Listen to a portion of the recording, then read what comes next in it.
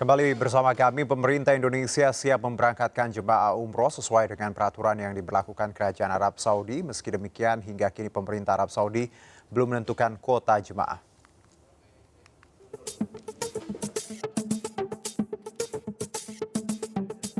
Menteri Agama melaporkan hasil pertemuannya dengan pemerintah Arab Saudi dalam rapat kerja bersama Komisi 8 DPR RI. Saat ini Kemenak sedang mempersiapkan keberangkatan jemaah umroh Indonesia. Menteri Agama bersama Kementerian Kesehatan dan Kementerian Luar Negeri telah berkoordinasi untuk mengintegrasikan aplikasi Peduli Lindungi dengan aplikasi Tawakalna milik pemerintah Arab Saudi. Aplikasi Tawakalna akan memantau kesehatan dan status vaksin jemaah umroh selama beribadah. Sudah vaksin lengkap berapa, kita pilih dulu, belum menghitung biayanya. Kalau biayanya karena harus ada tambahan untuk PCR, harus ada untuk karantina, tambahan biayanya berapa, siapa yang harus nambah biaya kalau ada. Kalau kelebihan biaya, kelebihannya buat siapa, kan begitu harus dihitung dulu semua. Ya kan, harus dihitung dulu semua, jadi sabar. Tapi yang paling penting bahwa suspend sudah dicabut, artinya kita bisa menyelenggarakan kembali pada umroh. Sebelumnya pemerintah Arab Saudi menerbitkan aturan bahwa jemaah umroh dari luar negeri disuntik vaksin 2 kali sebagai syarat mendapatkan visa umroh. Vaksin yang diakui oleh otoritas Arab Saudi bisa langsung melaksanakan umroh. Tes PCR dilakukan setelah menjalani karantina selama 48 jam. Jika dinyatakan negatif, maka jemaah dibolehkan langsung umroh. Tim Liputan iNews melaporkan. Ya, Arab Saudi telah mencabut suspend penerbangan dari Indonesia terhitung mulai hari ini 1 Desember 2021 dan warga negara Indonesia bisa langsung terbang ke Arab Saudi tanpa harus transit di negara ketiga. Namun Dirjen Penyelenggaraan Haji dan Umroh PHU Hilman Latif mengatakan bukan berarti keberangkatan jamaah umroh bisa langsung dilakukan pada hari ini 1 Desember 2021. Menurutnya masih ada proses persiapan yang harus dilakukan antara lain terkait pendataan jemaah, paket layanan, dan pengurusan visa. Hilman menjelaskan pihaknya akan melakukan pembahasan dan diskusi skenario penyelenggaraan umroh bersama Kementerian Haji dan Umroh Saudi.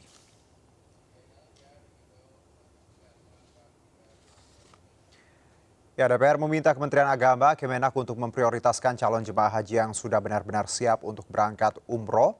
Dan kini kita akan membahas lebih jauh bersama Yandri Susanto, Ketua Komisi 8 DPR, dan Pak Eko Hartono, Konsul Jenderal Republik Indonesia KJRI Jeddah. Assalamualaikum Bapak-Bapak.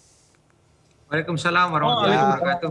Terima kasih sebelumnya sudah bergabung bersama kami. Saya mungkin ke Pak Yandri terlebih dahulu. Kita tahu hari ini 1 Desember suspendnya sudah dicabut, tapi ada proses nantinya tidak langsung hari ini. Bagaimana DPR melihat ini? Ya tentu kami ucapkan pertama alhamdulillahirrabbilalamin ya. Penantian panjang, suspend itu akhirnya dicabut.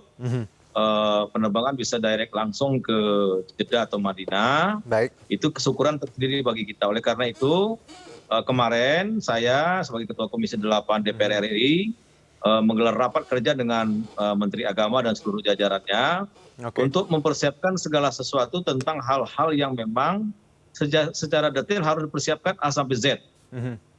Baik di tanah air maupun di tanah suci. Apakah itu di Madinah, di Mekah, bahkan tiba di Jeddah. Karena saya sampaikan waktu membuka rapat kerja kemarin, yang akan kita utus itu bukan sembarang jamaah umroh biasa, tapi mereka adalah duta bangsa. Ya, duta bangsa yang menyangkut nama baik bangsa kita. Jangan sampai seperti November tahun 2020 kita banyak kecolongan, Mas. Banyak misalkan PCR bodong atau tidak taat dengan prokes. Nah, saya bersama Menteri Agama kemarin 1 minggu atur dengan baik oleh Pak Konjen ini, pertemuan-pertemuan dengan Gubernur Mekah, dengan Menteri Haji, dengan Menteri Urusan Islam. Itu memang yang saya lihat berdasarkan langsung bahwa di tengah pandemi itu prokesnya sangat ketat. Ditambah lagi harus ada aplikasi. Nah, yang menjadi masalah sekarang, Peduli Lindung belum terintegrasi dengan Tawakalna.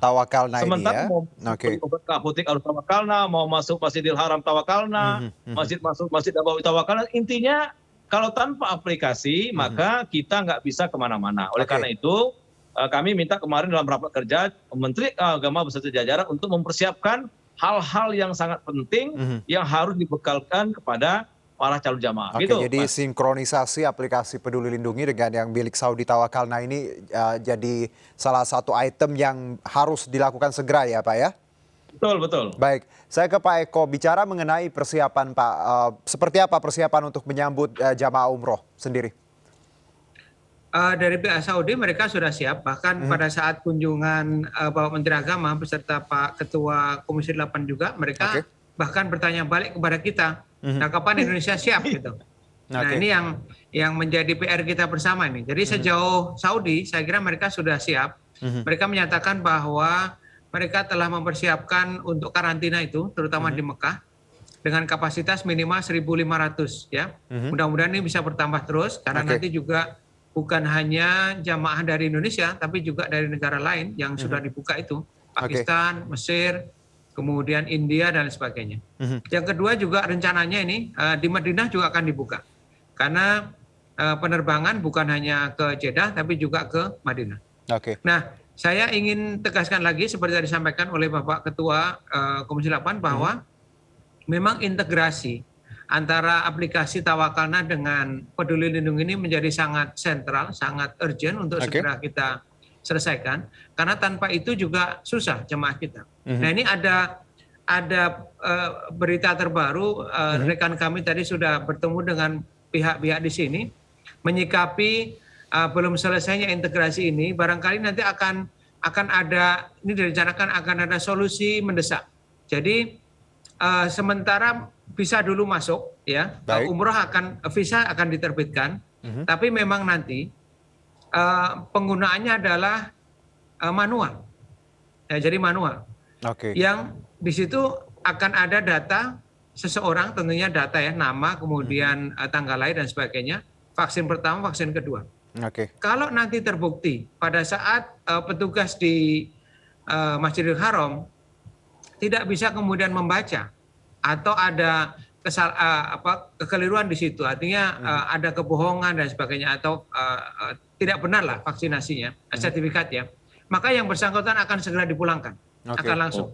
Nah ini solusi sementara yang mungkin nanti akan jadi bahan ini kita semua, bahan kajian kita semua. Apakah memang akan demikian? Tapi ini dicari jalan tengahnya, karena sampai sekarang integrasi itu belum selesai juga.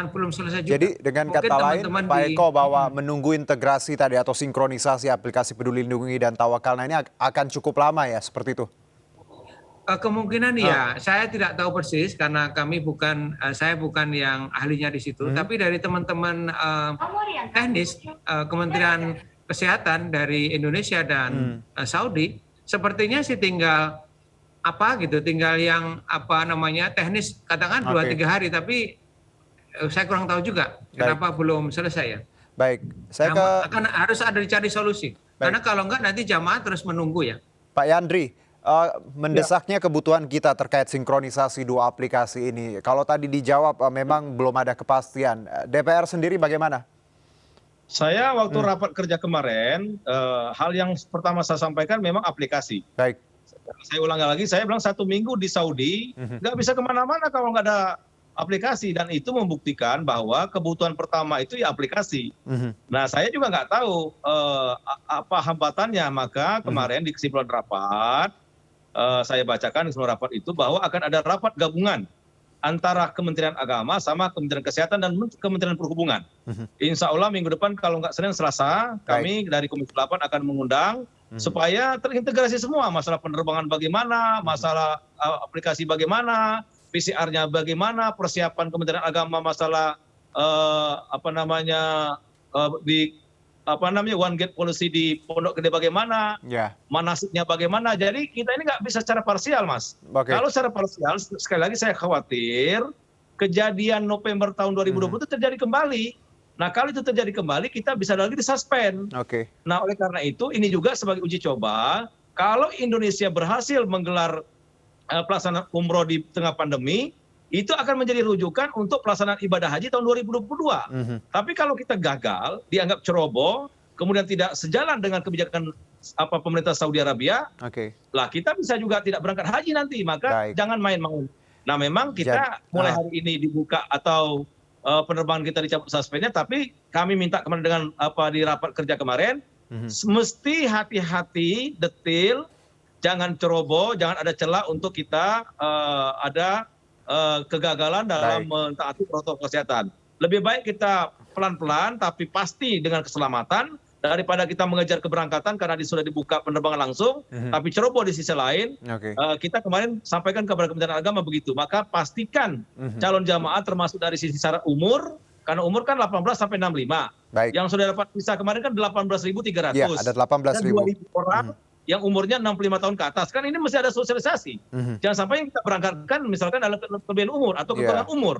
Di bawah 18 tahun juga banyak yang sudah dapat visa umroh sebelum pandemi ada. Maka ini perlu ada perapian data dari Kementerian Agama sembari mempercepat integrasi aplikasi Peduli Lindung dengan Tawakalna. Nah, itu saya bercanda kemarin, saya bilang kita nggak bisa, mana Tawakalna? Kita nggak punya Pak Tawakalna, kita punya Tawakal tu Allah. Ya nggak dilayani Pak di sana Pak. Akan menjadi persoalan terus gitu Mas. Ya Pak Yandri, kalau bicara ya Desember ini dengan segala tadi keterbatasan dan masih banyak PR-nya, apakah memungkinkan untuk kita memberangkatkan di Desember? Karena kalau saya lihat tadi persiapannya masih jalan, jadi mungkin akan diundur seperti itu? Nggak gini, penting saya sampaikan kemarin di rapat kerja, jangan sampai juga peluang yang sudah dibuka ini sepertinya kita cuek atau tidak gesit dalam pergerakan persiapan di tanah air. Baik. Betul kata Pak Kunjan tadi, bahkan Menteri Haji tanya, Indonesia kapan siapnya? Nah kita minta dari Dirjen Haji yang pulang belakangan kemarin dari Saudi, itu menyiapkan detail. Harapan saya mungkin paling lambat tanggal 10 atau tanggal 15 Desember, sudah ada yang diutus. Apakah 100 orang atau 200 orang ya, intinya memang Indonesia sudah mempersiapkan segala sesuatu yang siap untuk diberangkatkan. Nah tinggal nanti tahap kedua, tahap ketiga, itu bisa menyusul. Tapi jangan sampai karena kita mau cepat, justru kita kedodoran, kita kecolongan dari sisi prokes, PCR atau vaksin. Nah ingat, vaksin yang diakui oleh Saudi kan 4 yang nggak perlu karantina. Pfizer, Moderna, Johnson & Johnson, sama AstraZeneca. Di luar itu kan mesti karantina. Maka 90% calon jamaah umroh yang di Sinovac, vaksin Sinovac, kan mesti ada sosialisasi kepada calon jamaah umroh. Nah, karantina itu bagaimana pembiayaannya? Termasuk kemarin kita bahas. Bila mana misalkan selama 1 minggu di situ, pas mereka mau pulang, atau tiba di sana ada PCR random, ada yang positif, siapa yang nanggung biayanya? Apakah jamaah atau ini juga kaitannya dengan kajian ulang biaya umroh ya Pak ya? Banyak, tapi gini Mas, jangan sampai karena banyak persoalan itu kita terlena dengan persoalan dalam negeri, kita sepertinya mengacuhkan sudah dibukanya umroh ke Saudi itu, sehingga Saudi nunggu kemana Indonesia, kok nggak ngirim-ngirim. Kemarin nanya-nanya terus, itu jangan sampai juga terjadi seperti itu. Jangan sampai peluang ini kita sia-siakan. Pak Eko, sedikit saja Pak Eko, kalaupun ya kita masih menunggu bagaimana integrasi tadi aplikasi. Kalaupun nanti banyak jamaah yang sudah diperbolehkan, apa hal yang harus menjadi concern untuk para jamaah selama nanti di Arab Saudi? Yang jelas itu tadi mematuhi protokol kesehatan itu sangat-sangat penting.